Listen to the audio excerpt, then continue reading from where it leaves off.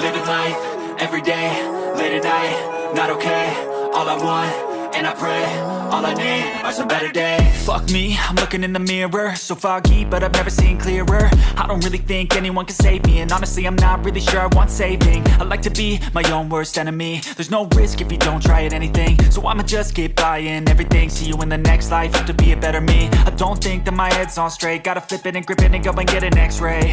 What's wrong with me? I just feel weight pushing on my chest and it squeezes till I suffocate. Better change my mindset, meditate. It's pretty cool that I'm alive and have better days. I could walk, see, hear, I should celebrate. Think I could change my mind, maybe elevate.